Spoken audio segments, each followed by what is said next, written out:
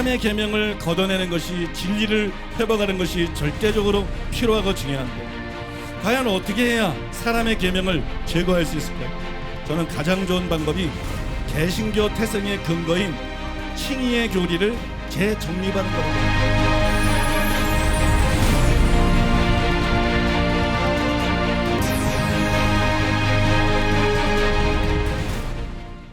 하나님의 말씀 함께 보시겠습니다. 오늘 우리에게 주시는 하나님의 말씀은 로마서 1장 17절 말씀입니다. 로마서 1장 10절 17절 말씀을 우리가 함께 봉독하도록 하겠습니다. 시작. 복음에는 하나님의 의가 나타나서 믿음으로 믿음에 이르게 하나니 기록된 바 오직 의는 믿음으로 말미암아 살리라 함과 같으니라. 아멘. 이제 담임 목사님께서 나오셔서 기상천외, 고진감래, 감개무량 이런 제목으로 하나님의 말씀 선포해 주시겠습니다. 지난주까지 제가 16절에 하나님의 능력하고 그 17절에 하나님의 의의 의미를 설명을 했어요. 각각 어떤 의미를 가지고 있는지. 근데 그 두 구절 사이에 왜냐하면이 위치하고 있기 때문에 이게 같은 의미래야 되는데 서로 다른 의미라서 이 두 가지 의미가 서로 모순이 된다. 이게 문맥적으로 보면 분명히 모순인데 이걸 아무리 생각해도 해결할 방법이 없는 거죠. 그래서 이게 불가능한 난제다. 정말 풀이하는 게 불가능한, 해석하는 게 불가능한 그런 난제고 이게 심히 어려운 점이다. 거기까지 말씀을 드렸어요. 여러분들이 오늘 이제 그 해답을 듣기 위해서 오셨을 텐데 오늘 제가 그 해답을 말씀드리기 전에 지난주 설명한 것에 대해서 더 자세하게 깨달은 것을 먼저 말씀을 드리고 그 해답을 설명하고자 합니다. 무와 슐라이너 등 학자들은 이 로마서 1장 17절에 나타나서 그 다음에 특별히 3장 20절에 나타났으니 이 단어에 대해서 뭐 당연하게 생각하는 것 같아요. 이거는 하나님의 구원하는 행위다. 하나님의 구원하는 행위를 뜻한다. 그렇게 보더라고요. 그래서 제가 상당히 좀 속으로 불안했어요. 왜 불안했냐 그러면 내가 볼 땐 그렇게 안 보이는데 둘 다 당연하게 그렇게 안 보이고 여지껏 성경 읽으면서도 한 번도 그렇게 생각해 본 적이 없는데 혹시 내가 뭘 모르고 있는 거 아닐까? 혹시 내가 뭘 모르고 있고 내가 모르고 있는 거를 학자들이 알고 있는 거 아닐까? 내가 뭔가를 모르고 있고 내가 뭔가를 놓친 게 아닐까? 이런 생각이 들어가지고 상당히 좀 속으로 불안했어요. 그래서 그때마다 제가 여러 번 성경 본문을 읽고 또 원어도 자세히 살펴보았지만 이 단어를 계시로 이해한, 나타났은 일을 계시로 이해한 저의 해석에 뭐 문제점을 발견할 수가 없더라고요. 아무리 봐도 이게 문제점이 없더라고요. 또 암만 그 말씀들을 봐도 뭐 그 이상 또 특별하게 깨달아지는 것도 없었어요. 그래서 이제 그 해석이 옳다고 생각하고 원고를 작성을 했고 또 지난 시간까지 여러분들에게 설명을 했습니다. 근데 이제 설교를 하고 난 다음에도 계속 미심쩍은 거예요. 왜냐면 이게 다른 목사님들하고 또 교수님들하고 저하고 틀려요. 저는 설교하는 게 목적이 아니에요. 저는 무슨 주석 쓰고 책 쓰고 이러는 게 목적이 아니에요. 저는 하나님의 말씀을 정확하게 분별하고 정확하게 해석하고 정확하게 정립해서 이 기독교의 유산으로 남겨주는 거. 그게 제 소명이고 제 목적이에요. 그러니까는 정말 어떤 해석이 완성되고 설명을 했다 할지라도 정말 그런가? 뭐 온갖 생각을 다 한다. 온갖 변수들을 다 생각. 정말 이게 그런가? 다른 사람들이 다 동의해도 나 혼자 의심해. 나 혼자 의심하고 나 혼자 또 두들겨보고 나 혼자 또 생각해보고 이 온갖 생각을 다 하거든요. 근데 이제 대부분은 이렇게 해석이 여러 과정을 겪어서 시행착오를 겪어서 해석이 완성되면 그냥 마음이 편안해요. 근데 어떤 것들은 어떤 부분은 그 후에도 계속 미심쩍어. 암만 확인해봐도 그 해석이 맞는데 뭔가는 모르겠지만 그 해석이 계속 미심쩍은 이런 부분들이 있어요. 항상 그러는 게 아니고 그런 부분들이 있거든요. 근데 이게 바로 그런 부분이었거든요. 그래서 어쩌면 이것이 이 시리즈 설교의 약점이 될 수도 있다. 일반 목사나 신자들은 내가 이렇게 설명하면 뭐 그런 줄 알고 받아들이고 넘어가겠지만 만약에 세계적인 신학자가 이 책을 읽었을 때 만약에 세계적인 신학자가 이 설명을 읽었을 때 과연 그들이 내 설명을 온전히 수긍을 할까? 뭐 이런 염려가 생기는 거예요. 그런 우려가 제 속에 있었어요. 그러던 중에 지난주 금요일이죠. 새벽 2시경이었어요. 새벽 2시경이었는데 전날 제가 하루 종일 설교 준비를 했기 때문에 설교 준비를 계속하면 이게 정신이 각성이 돼 있어요. 그래서 뭐 잠이 통 안 오는 거예요. 그래서 침대에 누워서 뒤척이다가 이제 이 문제를 다시 이제 묵상하기 시작했어요. 그때 뭔가 막 떠오르더라고. 뭔가 또 이제 이해가 되고 막 떠오르더라고. 그래서 일어나가지고 불을 켜고 이제 성경을 펴서 읽고 또 원어도 찾아서 읽어가면서 연구하기를 시작했어요. 그렇게 해서 정리한 것을 적어놓고 잠을 잤습니다. 다음 아침에 일어나서 기도를 했어요. 기도를 하다가 다시 이게 또 궁금해졌어요. 다시 이걸 묵상하기 시작했어요. 그러자 더 많은 이해와 정교한 분별이 임하기 시작했어요. 그래서 제 안에 있던 그런 의문들이 말끔하게 해결이 됐어요. 깔끔하게 해결이 됐어요. 그래서 그때 깨닫고 정리한 것을 먼저 여러분들에게 설명해 드리고 그 다음에 답을 말씀드리도록 하겠습니다. 로마서 1장 17절에 나타나서라는 단어가 나오는데 헬라어로는 아포칼립토라는 단어예요. 폭로하다, 덮개를 벗기다, 나타내다, 드러내다 뭐 그런 뜻이에요. 또 3장 21절에 보면 나타났으니 이런 단어가 나오는데 헬라어로는 다른 단어입니다. 같은 단어가 아니라 다른 단어예요. 파네로라는 단어인데 계시하다, 뭐 알리다, 보여주다, 나타내다 이런 뜻이에요. 뜻은 비슷하죠. 그래서 이 두 단어가 동의어예요. 그런데 무하고 슐라이너는 이 단어를 어떻게 이해를 했느냐. 이 단어들이 하나님의 행위를 뜻한다. 이렇게 이해를 한 거예요. 근데 저는 이 단어들을 어떻게 이해했냐면 복음에 나타나 있는 하나님의 의에 대한 계시를 뜻한다.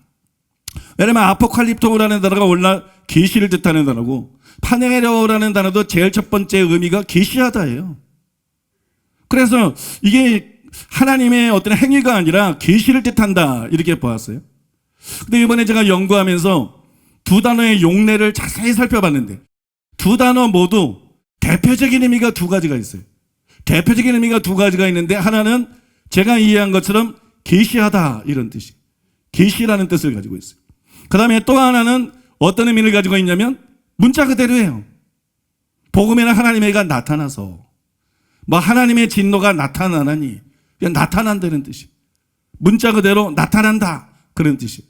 후자의 근거를 좀 말씀을 드리면 먼저 이제 아포칼립토라는 단어는 성경 구절 한번 띄워봐 주세요. 로마서 8장 18절. 저기 보면 생각 가운데 현재의 고난은 장차 우리에게 나타날 영광과 비교할 수 없도다 이렇게 되어 있잖아요. 여기 나타날이 아포칼립토. 예수님이 재림할 때 나타날 영광. 그게 뭐죠? 그게 계시를 뜻하는 게 아니죠. 실제로 그때 나타난다는 거지. 그때 신자들이 누릴 영광이 나타난다는 거지. 그죠? 또 하나 띄워볼래요? 데살로니가후서 2장 3절인데 누가 어떻게 해도 너희가 미워가지 말라. 먼저 배교하는 일이 있고 저 불법의 사람 곧 멸망의 아들이 나타나기 전에는 그날이 이르지 아니하리니. 멸망의 아들은 적그리스도입니다. 그게 나타난다. 이게 무슨 뜻이죠? 적그리스도가 실제로 출현한다는 거예요. 적그리스도가 실제로 나타난다는 거지. 다른 의미가 있는 게 아니죠. 하나 더 띄울까요? 그때 불법한 자가 나타나리니 이것도 마찬가지고 주 예수께서 그 입의 기운으로 그를 죽이시고 강림하여 나타나심으로 패하시리라. 그래서 강림하여 나타나심으로 이게 뭘 말하는 거예요? 재림을 말하는 거예요. 재림이 뭐예요? 예수님이 나타나시는 거예요. 예수님이 오셔서 나타나시는 거예요. 우리 눈에 보이게 나타나는 거. 여러분 이 단어가 두 번째로 이런 의미로 제일 많이 성경에서 쓰였다는 거예요. 그 다음에 파네로라는 단어인데 하나 띄워볼까요? 그 후에 11제자가 음식 먹을 때 예수께서 그들에게 나타나사 예수님이 부활하시고 난 다음에 근데 11제자가 음식을 먹고 있는데 예수님이 그 자리에 나타나셨어요. 무슨 뜻이에요? 그냥 나타났다는 뜻이지. 다른 의미가 아니에요. 그냥 나타났다는 뜻이죠. 뭐 굉장히 많은데요. 제가 몇 구절만 소개해 드리는 거거든요. 히브리서 9장 26절입니다.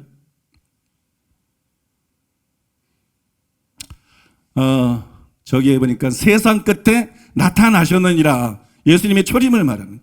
세상 끝에 나타나셨느니라. 예수님이 어떻게 했어요? 태어나서 나타나신 거죠. 우리가 볼 수 있게 나타나신 거죠. 그 다음에 요한일서 3장 2절 한 절만 더 보겠습니다. 그가 나타나시면 우리가 그와 같을 줄 아는 것은, 이건 재림이죠. 예수님의 재림. 이걸 나타났다 그러잖아요. 그러니까 예수님의 초림도 나타나는 거고, 예수님 재림도 나타나는 거고, 이게 실제로 여러분 나타난다는 뜻이거든요. 그래서 둘 중에 하나의 의미로 보아야 된다는 거예요. 계시의 의미를 보든지 아니면 실제로 나타난다는 의미로 보든지, 이게 제일 유려가 되는 거지. 이게 이런 의미로, 두 가지 의미로 제일 많이 쓰였기 때문이에요. 그리고 제가 볼 때는 제가 지난 시간에 여러분들에게 설명해 드린 것처럼 계시라는 뜻으로 봐도 큰 문제는 없어요. 큰 문제는 없습니다. 왜냐하면 복음 자체가 계시예요. 복음 자체가 계시고, 그 다음에 복음에 나타난 하나님의 의도, 그게 복음의 중요한 내용이니까 복음이 계시면 그것도 계시 아니에요? 복음에 하나님의 의가 계시되어 있다, 그렇게 이해해도 별 문제가 없어요. 그죠? 이제는 율법에 하나님의 한 의가 나타났으니 그걸 계시의 의미로 이해해도 큰 문제는 없습니다. 근데 더 나은 해석은 뭐냐? 더 나은 해석은 예수님의 초림이나 재림처럼 단순히 나타나는 것을 뜻한다고 보는 거예요. 그냥 복음에는 하나님의 의가 나타난다. 불의로 진리를 막는 자들에게는 하나님의 진노가 나타난다. 그냥 문자 그대로의 의미로 보는 거예요. 해석이 필요 없다는 얘기예요. 그러니까 이걸 문자 그대로의 의미로 봐야 되는 거예요. 사실 이것은 더 나은 해석이 아니에요. 이게 정확한 해석입니다. 더 나은 해석이 아니라 이게 정확한 해석이에요. 복음에는 하나님의 의가 나타나서, 바울이 무슨 말한 거냐? 복음에 하나님의 의가 나타난다는 얘기를 하고 있는 거예요. 그냥 불의로 진리를 막는 사람에게는 하나님의 진노가 나타나나니, 그들에게 하나님의 진노가 나타난다는 얘기를 하고 있는 거지 다른 얘기를 하고 있는 게 아니에요. 이해가 되시지 않나요? 그냥 단순히 그 얘기를 하고 있는 거예요. 그러니까 이거는 문자 그대로 그 의미이기 때문에 이 단어들의 이와 다른 의미를 부여하면 안 된다는 거예요. 그러니까 나타나니 이 단어들을 학자들처럼 이게 하나님의 행위다, 뭐 구원하는 행위든 심판하는 행위든 이게 하나님의 행위다, 그렇게 여러분 다른 의미를 부여하면 안 된다는 거예요. 문자 그대로 하나님의 의가 나타났다, 나타나 있다, 그런 뜻으로 이해이 되는 거예요. 하나님의 진노도 마찬가지예요. 하나님의 진노가 그들에게 나타난다, 불신자들에게 나타난다, 그렇게 이해를 해야 되는 거예요. 그런데 학자들이 이걸 단순하게 이해를 하지 않고 오버를 해버린 거예요. 하나님의 의가 나타나는 것은 예수님을 통해서 나타난 것인데, 예수님을 통해서 믿는 자에게 주어지는 하나님의 의가 나타나기 위해서는 하나님이 예수님을 보내야 돼요. 예수님이 오셔서 십자가를 지셔야 돼요. 부활하셔야 돼요. 그죠? 이러니까 이게 하나님의 역사 아니에요? 그러니까는 이 나타나서가 하나님의 행위를 뜻한다고 추론을 한 것이. 그래서 이 단어들이 하나님의 행위를 뜻한다, 이런 주장들을 주석들이 펼치고 있는 거예요. 그러나 앞에서 설명한 대로 이 단어들은 여기서 그런 뜻이 아니라 문자 그대로 나타났다는 뜻이라는 것을 기억하시기 바랍니다. 자, 그러면 복음에는 하나님의 의가 나타나 있다, 그건 그냥 나타난 걸 의미한다, 믿습니까? 그럼 하나님의 의는 뭐죠? 복음에 나타나 있는 하나님의 의는 뭐죠? 먼저 1장 17절을 보겠습니다. 복음에는 하나님의 의가 나타나서 믿음으로 믿음에 이르게 하나니 기록된 바 오직 의인은 믿음으로 말미암아 살리라 함과 같으니라. 네, 하나님의 의가 지금 굉장히 어려운 건데요. 이게 참 어렵죠. 그런데 이 사실은 무하고 슐라이너가 하나님의 의에 대한 이상한 주장만 하지 않았으면 이게 어려운 게 아니에요. 나는 무하고 슐라이너의 주석을 읽기 전까지 주일학교 때부터 지금까지 신앙생활을 했지만 하나님의 의가 어렵다는 생각을 해본 적이 한 번도 없어. 왜냐하면 그 의미가, 하나님의 의의 의미가 이 문맥에 명백하게 나타나 있기 때문이에요. 간단하게 설명해 보겠습니다. 복음에는 하나님의 의가 나타나서, 무슨 뜻이에요? 문자 그대로예요. 복음에는 하나님의 의가 나타나 있다, 끝.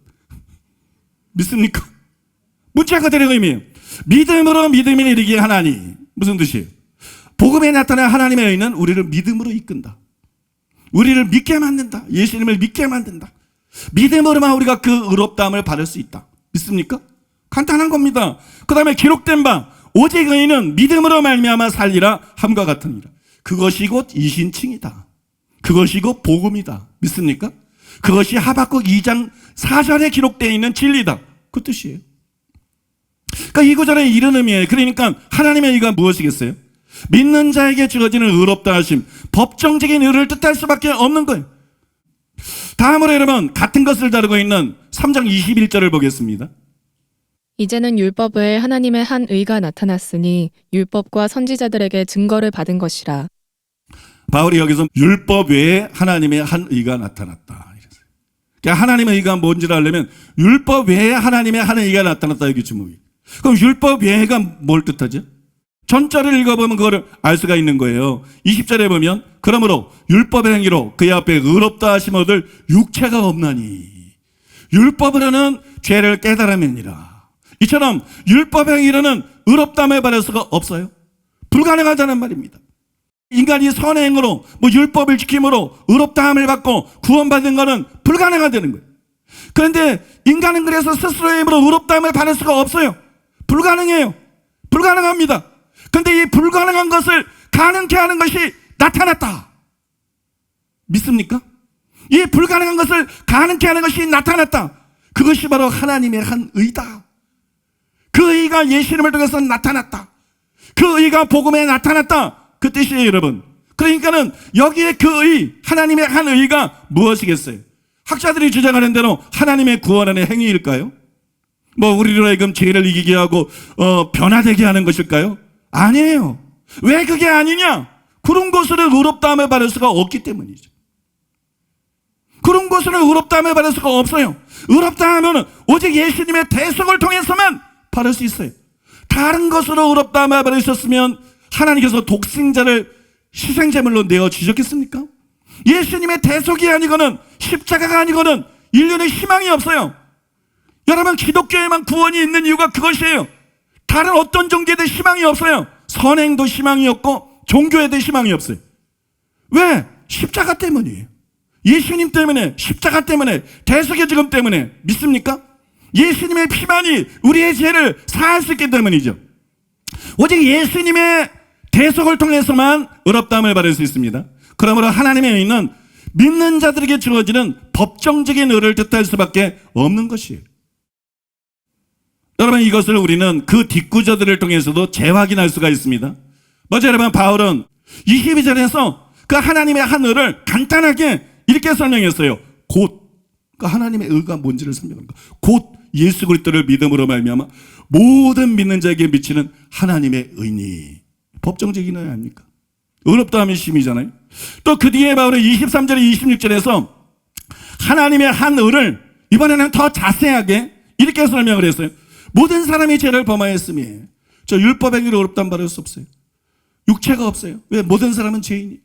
모든 사람이 죄를 지었어요. 율법을 완전히 지킬 수 있는 사람이 없어요. 이해가 되십니까? 이걸 문맥을 통해서 이해를 해야 돼요. 성경은 항상. 그 앞에 그 얘기 지금 제가 반복해 준 거잖아요.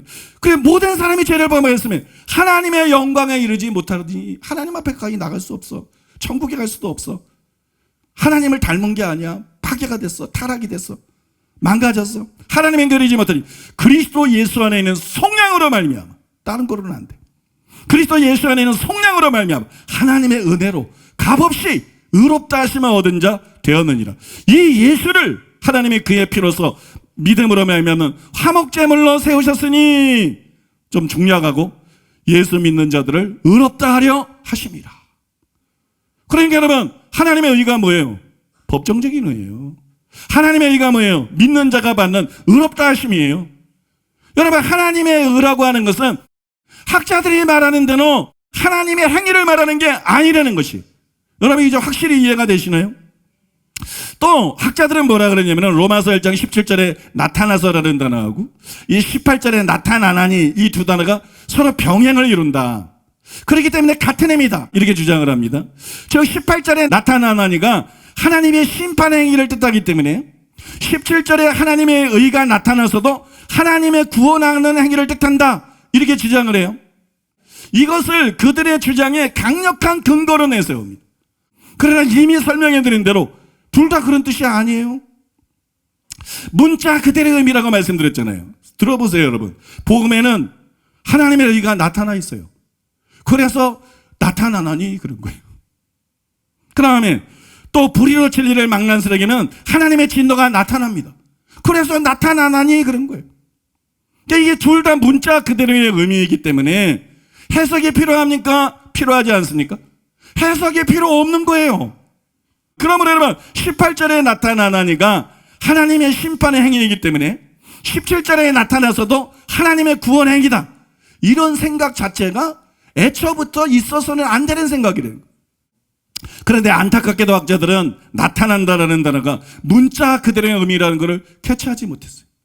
그래서 해석할 필요가 없고 문자 그대로 이해하면 될 것을 열심히 머리를 굴려가지고 하나님의 의가 하나님의 구원하는 행위를 뜻한다는 주장을 만들어낸 것이, 그래서 학자들의 해석이 도리어 이구절의 의미를 이해하는데 방해와 걸림돌이 되어버린 것입니다. 여러분 이제 하나님의 의에 대한 학자들의 견해가 옳지 않다는 것을 확실히 이해가 되셨죠? 이상 여러분들에게 설명해 드린 것처럼 무와 슐라이너의 해석은 옳은 것이 아니에요. 그래서 저는 다시 진퇴양난이 되어버렸어요. 왜 진퇴양난이냐? 왜냐하면 하나님의 의를 법정적인 의로 저는 보잖아요. 근데 하나님의 의를 법정적인 의로 보는 것은 16절에 하나님의 능력하고 모순이 돼요. 그 다음에 하나님의 의를 이 학자들처럼 하나님의 구원하는 행위로 보는 것은 지금까지는 설명하고 모순이죠. 그래서 그 뒤에 하나님의 능력과 하나님의 의를 서로 조화시키기 위해서 무진장 노력을 했어요. 이거를 여러분 둘 사이의 조화를 이루게 만들어야 되는데 이게 막 불가능할 정도로 어려워요. 너무 어려워요. 제가 여러분 엄청 연구를 하고 엄청 노력을 했는데 불가능했어요. 아무리 생각하고 아무리 연구를 해도 불가능하고 여러 주 동안 뭐 하루 이틀이 아니에요. 여러 주 동안 수없이 묵상하고 연구하고 해석을 시도했지만 그때마다 번번이 실패를 했어요. 그래서 제가 처음으로 해석을 포기하고 저도 막 학자들처럼 두 가지 견해를 다 하고 뭐 이거는 이런 강점이 있고 이런 문제가 있고 이건 이런 강점이 있고 이런 문제가 있는데 이러한 이유로 나는 이 견해를 지지한다 이러고 나도 넘어갈까? 뭐 그렇게 생각을 했어요. 그런데 그동안 정확하고 온전한 해석을 늘 추구하고 갈망했기 때문에 이게 제 용납이 안 되더라고요. 그래서 계속 끝없이 연구를 했어요. 엄청 고생하고 엄청 스트레스 받고 엄청 좌절감 느끼고 그래도 막 계속 연구를 했어요. 정말 불가능한 것 같았는데 결국에는 하나님께서 그 의미를 이번에도 깨닫게 해 주셨어요. 그러므로 여러분 참 하나님께 감사드리는 마음으로 그것을 이제 여러분들에게 설명해 드리고자 합니다. 자, 첫째로 따라해 보겠습니다. 성령께서 주신 기발한 힌트. 제가 답을 찾아서 끝없이 연구하고 씨름하는 힘든 시간을 보내고 있는데 4월 21일 아침에 이제 기도 시간인데 아침에 이제 기도를 하고 있었는데 제가 이제 암만 연구를 해도 답이 안 나오니까 암만 고민하고 연구해도 이 답을 알 수가 없고 그냥 절망에 빠졌어요. 절망에 빠져가지고 진리의 영이신 성령님 저를 제발 불쌍히 여겨주시옵소서. 저를 불쌍히 여겨주시옵소서. 제발 저를 참 진리 가운데로 인도해 주옵소서. 이게 도대체 어떻게 된 것입니까? 성경은 모순이 없는데 문맥적으로는 분명히 모순이고 아무리 생각해도 답이 없습니다. 나는 모르지만 성령님은 아실 거 아닙니까? 내가 연구해서 알 수 없다 할지라도 성령님은 가르쳐 주실 수 있지 않습니까? 가르쳐 달라고 간절히 기도를 했어요. 그래서 간절히 기도를 하고 있는데 갑자기 한 가지 생각이 제 뇌리를 스치고 이렇게 지나가더라. 그게 이런 생각이에요. 혹 16절은 복음에 대한 포괄적인 설명이고 17절은 더 복음을 세밀하게 설명한 것이 아닐까? 그런 생각이 탁 지나가. 이게 정말 절묘하고 기가 막힌 생각이에요. 자, 한번 설명해 보겠습니다. 복음을 믿으면 어떤 일이 일어나느냐? 복음을 믿으면 다음과 같은 일이 일어납니다. 갈라디아서 3장 14절. 이는 그리스도 예수 안에서 아브라함의 복이 이방인에게 미치게 하고 또 우리로 하여금 믿음으로 말미암아 성령의 약속을 받게 하려 함이라. 복음을 믿을 때 이가 두 가지 일어나요. 아브라함의 복, 칭의가 주어질 뿐만 아니라 성령의 약속, 약속하신 성령이 주어져요. 그래서 복음을 믿는 자는 칭의를 받을 뿐만 아니라 의롭다함 받을 뿐만 아니라 성령에 의해서 거듭나요. 새 사람이 돼요. 이해가 되십니까 여러분? 그래서 여러분 바울이 복음을 뭐라 그랬어요? 구원을 주시는 하나님의 능력이다. 신이만 주지 않기 때문에, 성령을 통해서 거듭나게 하기 때문에, 새 사람을 만들기 때문에. 그래서 16절에서 복음이 우리를 구원하는 하나님의 능력이다. 바울이 그렇게 말한 거예요. 우리가 그 사실을 로마서 3장에서 5장뿐만 아니라 8장까지 읽으면 깨달을 수가 있어요. 로마서 8장도 복음에 대한 설명이에요. 왜냐하면 복음은 믿는 자에게 약속하신 성령을 주기 때문에, 그 약속하신 성령을 지금 설명한 것이 로마서 8장이거든요. 그래서 로마서의 저자인 바울이 이걸 알았을까요? 몰랐을까요? 바울은 자기가 쓴 게 무슨 글인지 알고 있어요. 바울은 단순히 3장에서 5장이 아니라 8장까지가 복음에 대한 설명이라는 것을 알고 있다는 말입니다. 이해가 되십니까? 그래서 16절에서 그것까지 포함해서 복음이 무엇인지를 정의한 것이에요. 8장의 설명까지 포함해서 복음이 무엇인지를 정의하면서 복음이 우리를 구원하는 하나님의 능력이다. 이렇게 정의한 것. 그러니까 16절이 그런 의미라는 것은 당연하다는 것입니다. 그러나 그 17절부터 5장에 이르기까지 바울은 칭의를 설명하는 일에 집중을 합니다. 그죠? 5장까지 주제가 뭐예요? 칭의 아니에요. 칭의를 설명하는데 집중합니다. 주제를 보여주는 17절에 하나님의 의라는 단어뿐만이 아니라 이 5장까지의 내용이 그 증거예요. 전부 칭의를 설명하고 있기 때문에 바울은 17절에서 5장에 이르기까지 복음이 우리를 구원하는 하나님의 능력이 되는 전체 이유를 설명한 게 아니에요. 전체 이유를 설명한 게 아니라 첫 번째 이유를 설명한 거예요. 기본이 되는 첫 번째 이유를 설명했어요. 그 이후에 6장이나 8장에서, 특히 8장 1절이야 14절에서 두 번째 이유를 비로소 설명을 했습니다.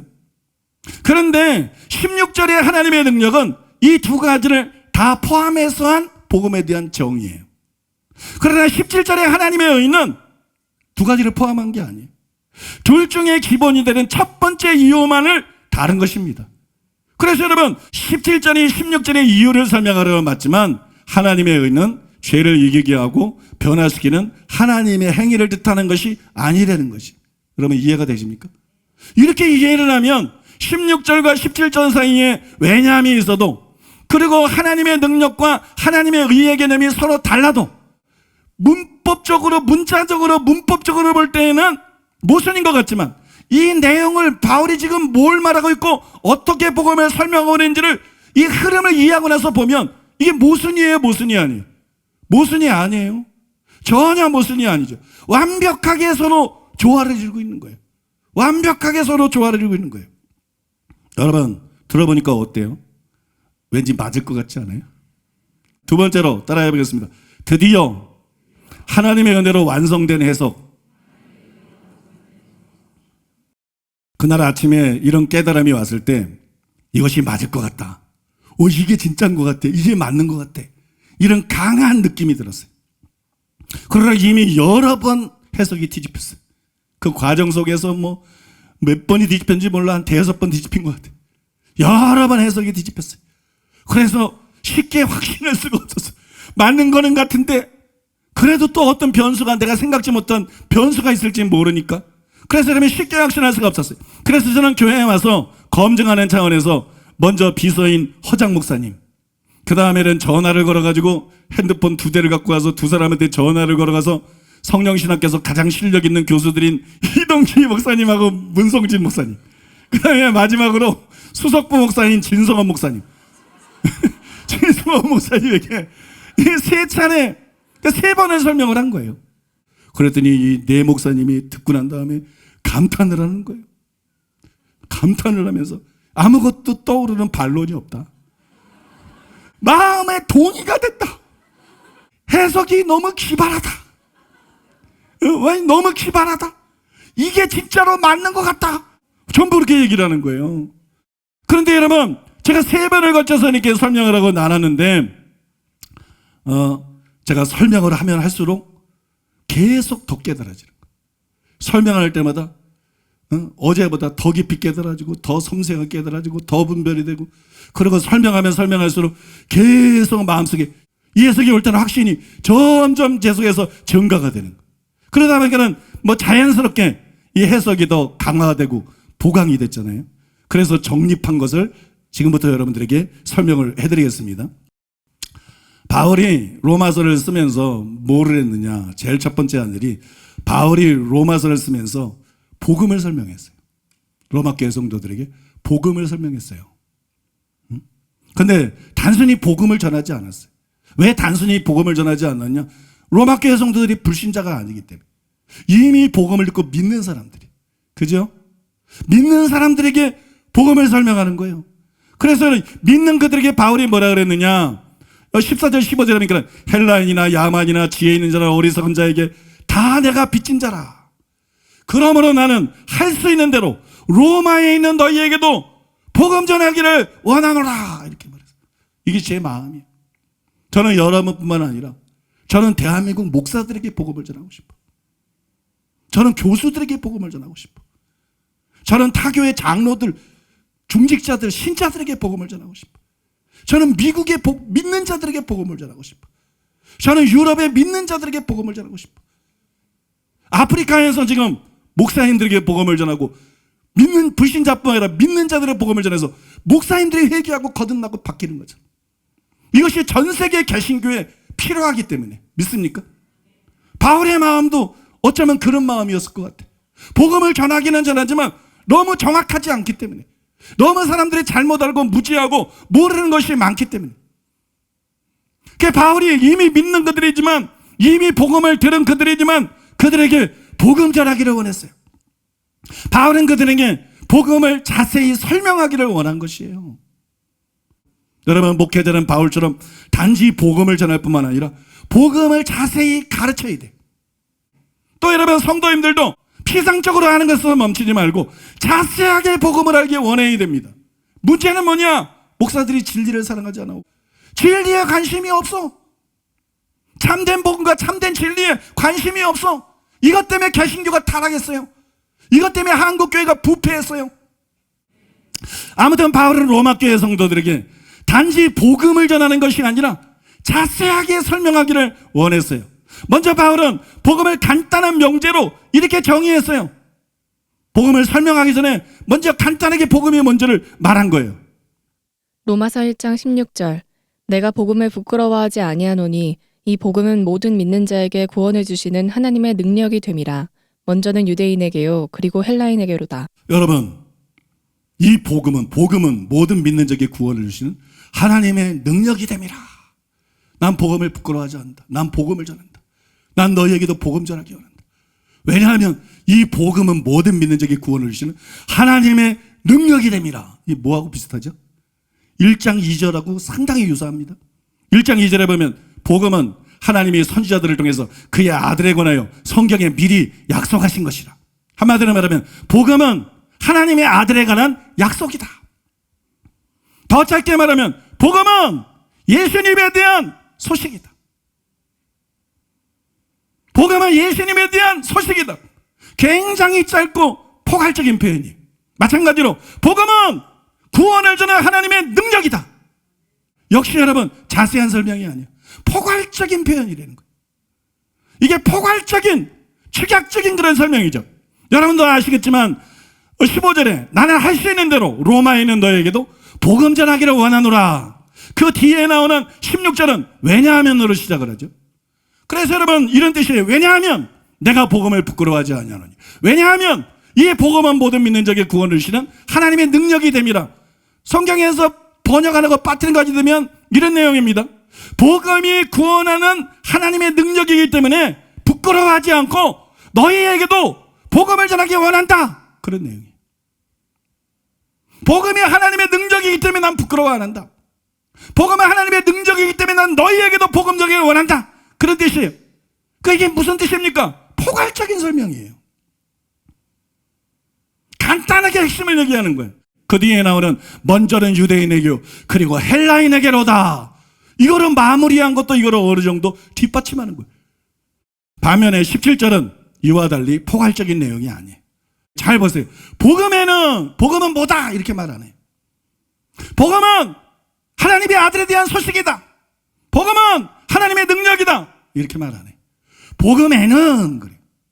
복음에는 하나님의 의가 나타나서 그러면서 하나님의 의를 5장까지 설명해. 칭의를 5장까지 설명해. 이해가 되십니까, 여러분? 복음에는 하나님의 의가 나타나서 이런 말로 복음에 대한 구체적인 설명을 시작한 부분이에요. 그러므로 16절은 복음을 간단히 포괄적으로 정의한 것이고 17절부터는 복음이 왜 우리를 구원하는 능력인지 이것에 대한 디테일한 설명이 되는 거예요. 여러분 의심의 여지가 없지 않나요? 실제로 그런 내용이 되는 거예요. 여기서 우리가 생각해 봐야 될 게 있습니다.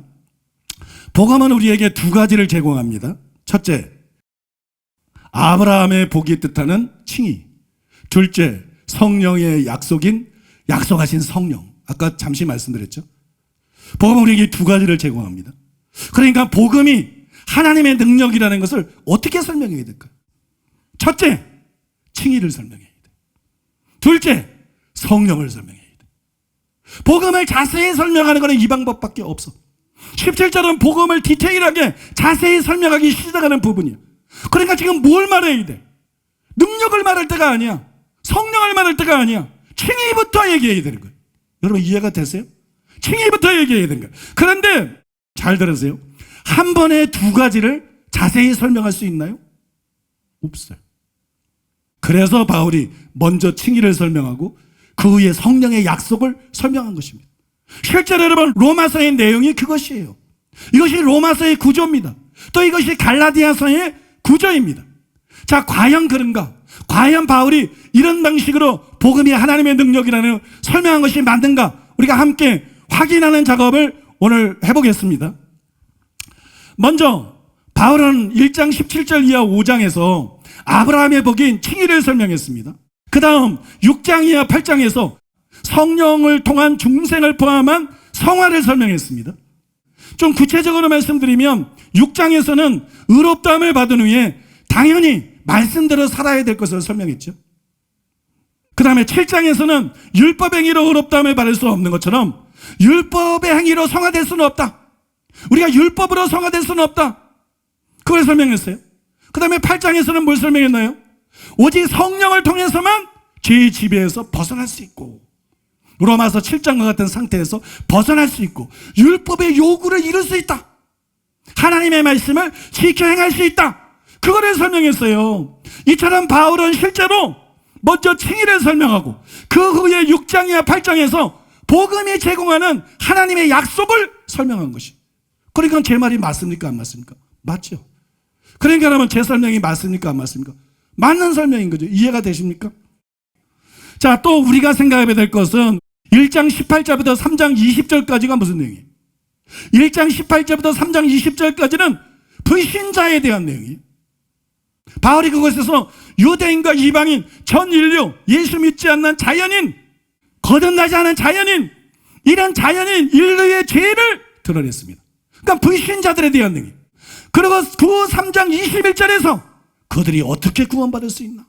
그런 죄인들이, 그런 불신자들이 어떻게 지옥 형벌을 피하고 하나님의 진노를 피하고 어떻게 구원받을 수 있나?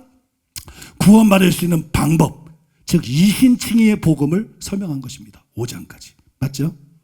그렇게 설명한 것이. 그런데 7장 14절 이하 25절도 종교적이긴 하지만 거듭나지 못한 불신자의 상태를 묘사한 거예요.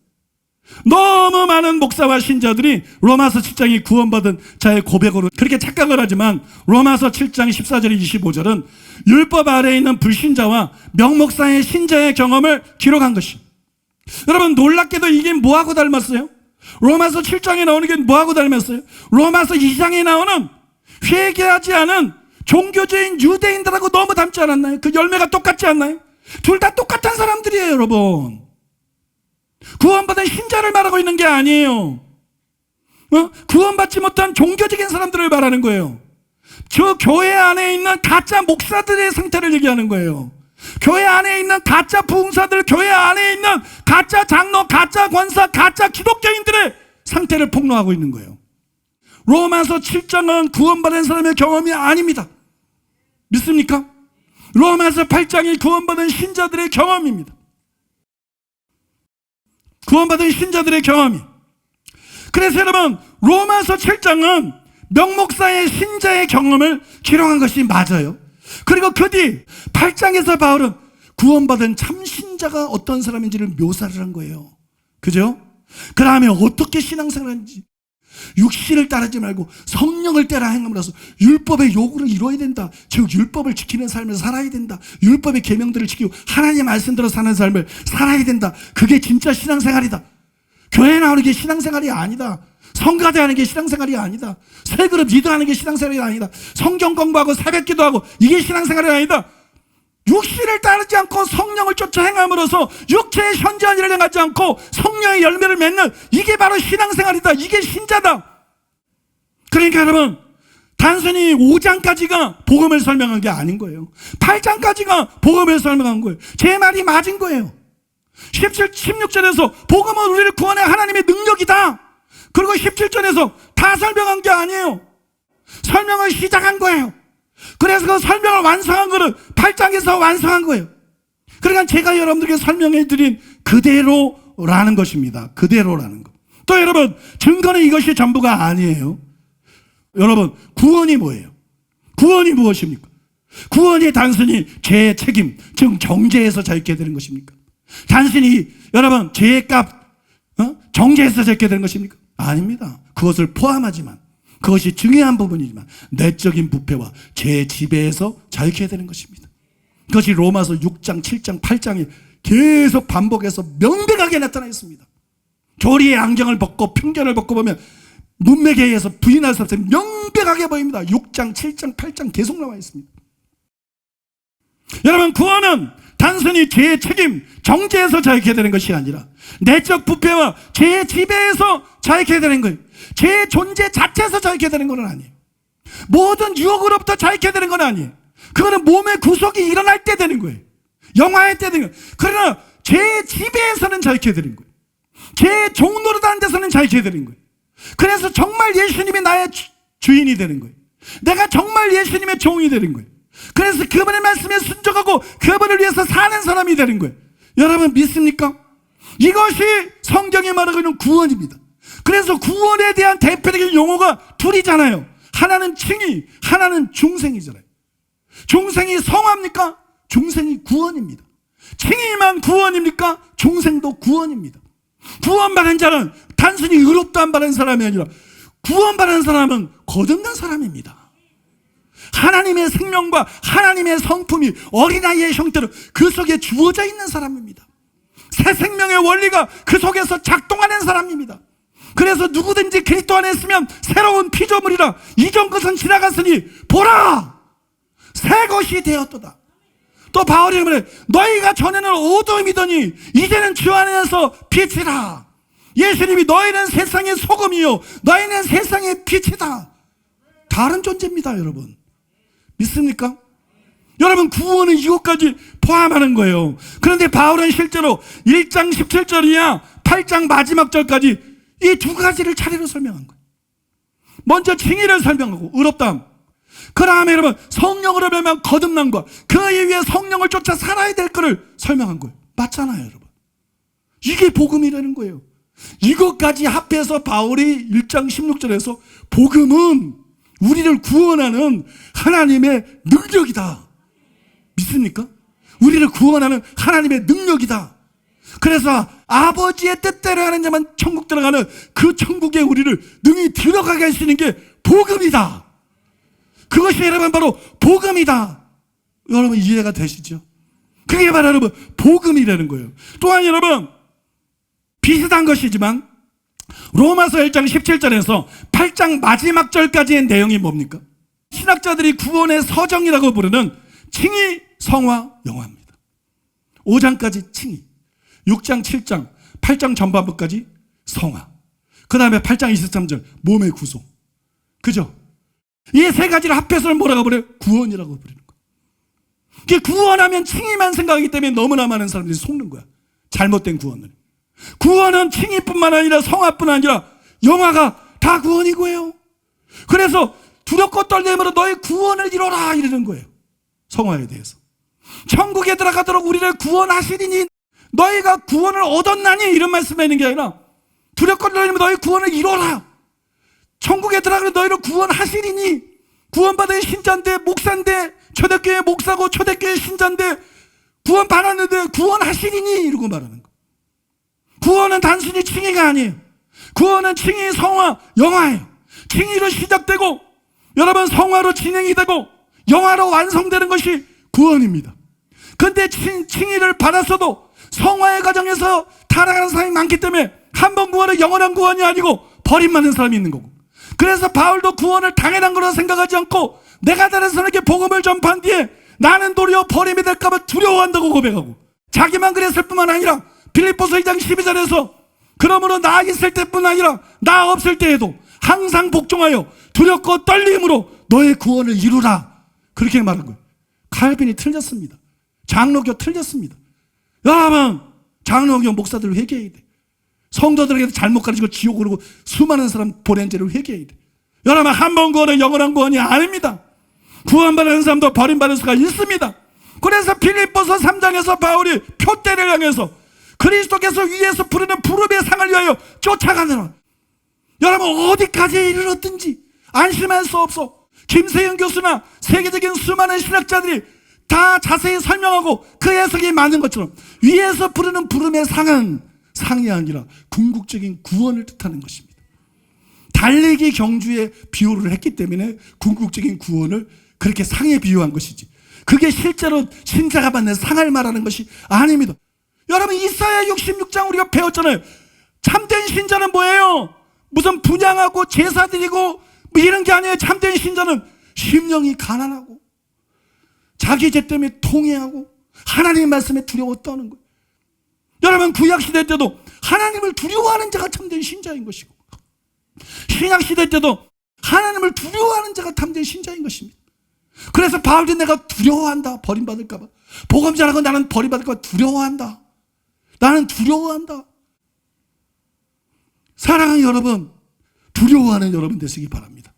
궁극적인 구원을 목표로 삼고 살아가는 여러분 되시기를 바랍니다.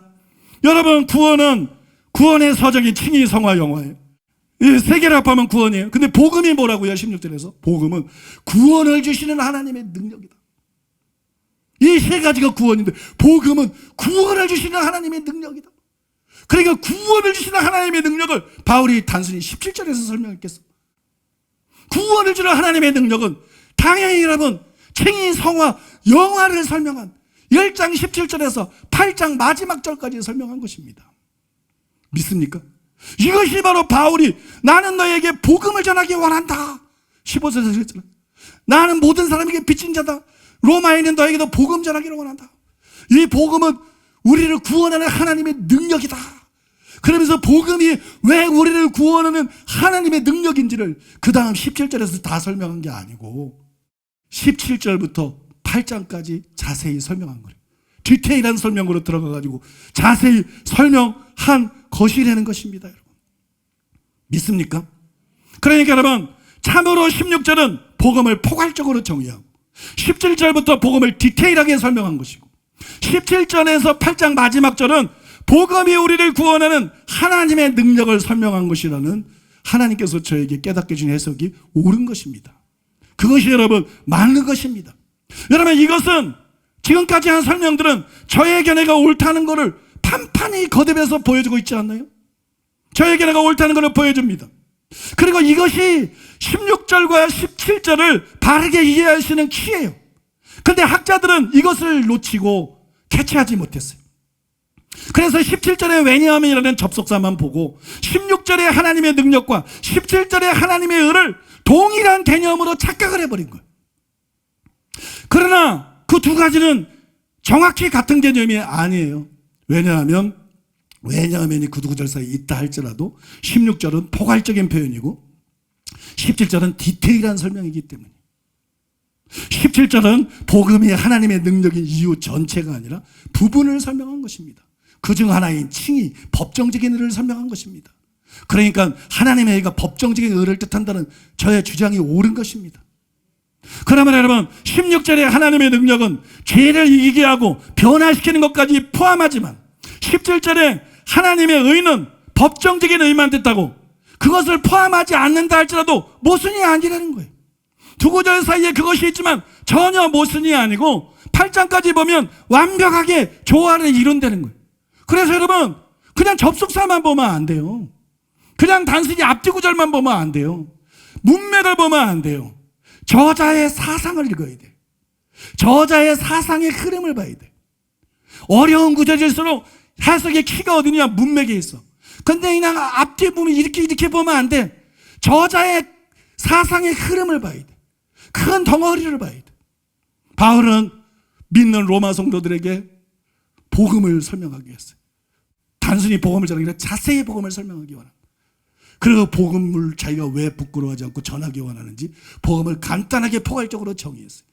그리고 17절부터 그 복음이 우리를 구원하는 능력이 되는 두 가지, 아브라함의 복, 칭의와 성령의 약속, 약속하신 성령으로 우리가 거듭나고 거룩하게 되는 걸 여러분 순서대로 자세히 설명해 나간 것이 믿습니까? 이게 흐름이에요. 바울의 사상의 흐름, 바울의 사상의 흐름, 이게 바울의 시각. 이해가 되십니까, 여러분? 이제 끝났어요. 기도할 때 제가 성부 하나님께 대해서 감사하는 기도를 쫙 해요. 성자 예수님에 대해서 감사하는 기도를 쫙 해요. 성령 하나님에 대해서 감사하는 기도를 쫙 해요. 성부 하나님이 독생자를 보내신 것 생각할 때, 성자 예수님께서 십자가상에서 우리를 위해 죽으신 것을 생각할 때, 성령 하나님에 대한 감사 제목이 너무 많지만 좀 상대적으로 약하다는 생각이 들 때가 있어. 그래서 감사는 하지만 이게 내가 좀 성령님께 죄송할 때가 있어. 근데 어느 날은 내가 기도하는데 하나님께서 뭔가를 저에게 깨닫게 해주시더라고. 봐라, 하나님이 천지를 창조하셨어. 근데 누가 운행하고 있었니? 성령이 운행하고 있었어. 구약의 선지자들이 예언을 했어. 누굴 통해서 예언한 거지? 성령을 통해서 예언한 거야. 모세나 엘리야나 수많은 사람 기적을 행해서 누굴 통해서 한 거니? 성령을 통해서 한 거야. 하나님이 독생자를 이 땅에 보내셨어. 근데 어떻게 왔니? 성령으로 말미암아 잉태가 된 거야. 예수님이 삼중사역을 했어. 근데 어떻게 했니? 성령을 받고 성령을 한량없이 받아서 성령의 능력으로 한 거야. 성령의 능력. 사도들에게 계시가 임했어. 구약의 선지 누가 줬니? 진리의 영이신 성령이 준 거야. 구약의 저자가 누구니? 성령님인 거야. 신약의 저자가 누구니? 예수님의 성육신을 가능하게 한 것이 누구니? 예수님의 사역을 가능하게 한 것이 누구니? 성령으로 말미암아 자기를 하나님께 드리셨다. 그래서 예수님의 십자가를 가능하게 한 게 누구니? 예수님의 부활을 가능하게 한 게 누구니? 예수님의 십자가 보혈공로 너희가 구원을 받아. 예수님의 십자가 보혈로 너희가 구원을 받는데 뭐가 너희를 거듭나게 하니? 무엇이 너희를 거룩하게 만드니? 무엇이 너를 나중에 부활하게 만들고 영화, 궁극적인 구원에 참여하게 만드니? 성경이 다시 보이는 거야. 창세기부터 계시록까지 다 성령님이 함께 하시는 거야. 성령님이 하나님과 함께 하시고, 성령님이 예수님과 함께 하시고, 성령님이 선지자들과 함께 하시고, 성령님이 사도들과 함께 하시고. 여러분 믿습니까? 예수님이 성령님이 함께 하지 않았으면 삼중사역이 불가능했어. 그러면 저와 여러분은 얼마나 더 성령이 필요하겠어. 우리는 중생을 위해서 필사적으로 성령이 필요해. 우리는 성화를 위해서 필사적으로 성령이 필요해. 우리는 영화를 위해서 필사적으로 성령이 필요해. 우리는 진리를 깨닫기 위해서 필사적으로 성령이 필요해. 우리는 병 고치고 귀신 쫓고 복음 전하기 위해서 필사적으로 성령이 필요해. 여러분, 성령은 우리에게 절대적으로 필요한 보혜사이십니다. 성령은 우리에게 절대적으로 필요한 우리의 모든 연약, 지적인 연약, 도덕적인 연약, 어떤 능력의 연약, 우리의 모든 연약함을 도우시는 완전한 보혜사이십니다. 성령님을 사랑해야 돼요. 성령님을 사모해야 돼요. 성령님을 갈망해야 돼요. 성령님을 진정한 마음으로 구해야 돼요. 성령님을 의지해야 돼요. 성령으로 충만케 돼야 돼요. 믿습니까? 성령으로 충만케 돼야 돼요. 그러고 나서 성령께 대한 감사기도가 달라졌어요. 하나님께 대한 감사기도, 예수님께 대한 구체적인 감사기도, 성령님께 대한 감사기도, 그게 균형이 이루어지더라고요. 제가 이 얘기를 왜 하느냐? 성령을 사모하자. 성령을 구하자. 믿습니까? 복음은 우리를 구원하는 하나님의 능력이다. 우리를 구원하는 하나님의 능력이다. 근데 그 능력이 결국 깨닫고 보니까 뭘 말하는 거야? 성령을 말하는 거야. 성령을. 그래서 이 시간에 우리가 하나님 앞에 성령의 중요성을 깨닫지 못한 것을 회개합니다. 성령님을 우리가 충분히 존중하지 못한 것을 회개합니다. 성령님을 충분히 사모하지 못한 것을 회개합니다. 성령님을 충분히 인정하고 의지하지 못한 것을 회개합니다. 성령을 구합니다. 성령을 주시옵소서. 성령을 주시옵소서. 성장은 우리에게 필수적인 것입니다. 그래서 하나님은 부모가 밥을 달라면 주고 생선을 달라면 주는 것처럼 하나님께서 우리가 구하는 자에게 반드시 성령을 주십니다. 성령의 중요성을 깨닫고 성령을 사모하고 믿음으로 구하는 자에게 반드시 성령을 주십니다. 지금이 성령 받을 시간입니다. 지금이 성령 세례 받을 시간이고 지금이 성령의 권능 받을 시간입니다. 지금이 성령의 은사 받을 시간입니다. 지금이 성령의 계시를 받을 시간이고 지금이 성령께 쓰는 지혜를 받을 시간입니다. 지금이 성령께 쓰는 자유를 얻으시는 시간입니다. 거룩해 주시는 시간입니다. 변화되시는 시간입니다.